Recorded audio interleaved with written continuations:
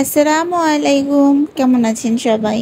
ব্যস্ততার কারণে অনেকদিন কোনো ভিডিও আপলোড দেওয়া হয়নি। আজকে আমি আমার আগের করা একটি ডল কেকের ভিডিও আপনাদের সাথে শেয়ার করব। এটা ছিল 1 পাউন্ডের একটি চকলেট কেক। আমি কেকটিকে একটি ডল মোল্ডে বেক করে নিয়েছি। এরপর সেটাকে আমি মোট 6টা স্লাইস করে নিয়েছি। আপনারা এর থেকে কমও করতে পারেন। আমি বেশি স্লাইস করেছি কারণ আমি চাচ্ছিলাম কেকটা যাতে একটু বেশি ডল হয়। তো আমি প্রথম স্লাইসটি দিয়ে এখানে সুগার সিরাপ ব্রাশ করে দিয়েছি। এরপর আমি দিয়ে দিয়েছি চকলেট গানাশ। তারপর আমি চকলেট ক্রিম ফ্রস্টিং করে নিয়েছি।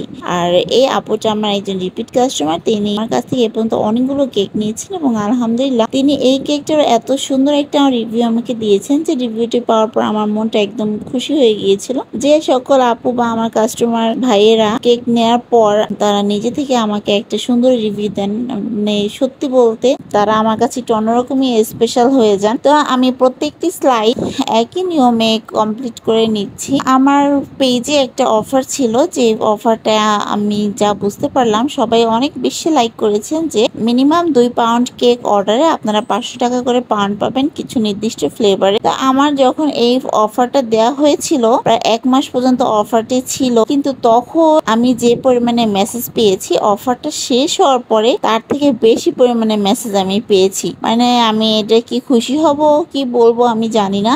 আমি চিন্তা ভাবনা করতেছি আপনাদেরকে কিছুটা অফার আবারও দেওয়া যায় কিনা। অ্যাকচুয়ালি সবকিছুর দামই এত বাড়তি, মানে প্রত্যেক দিন দাম বাড়ে। আপনারা মানে বিশ্বাস করবেন নাকি জানি না, আমি যখনই একবার সবকিছু নিয়ে আসি এরপর নেক্সট টাইম কয়েকদিন পর যখন আবার যাই, যেয়ে দেখি কোনো না কোনো জিনিসের দাম আবারও বেড়ে গেছে। এবং তারা তো খুবই ইজিলি সেল করে দিচ্ছে দাম বাড়তি, আমাদেরকে সেইভাবে কিনতে হচ্ছে। কিন্তু আমরা যখন কাস্টমারদের কাছে সেই প্রাইসটার জন্য প্রাইস কিছুটা বেড়ে যায় তখন তারা আমাদেরকে বিভিন্ন রকমের কথা বলেন।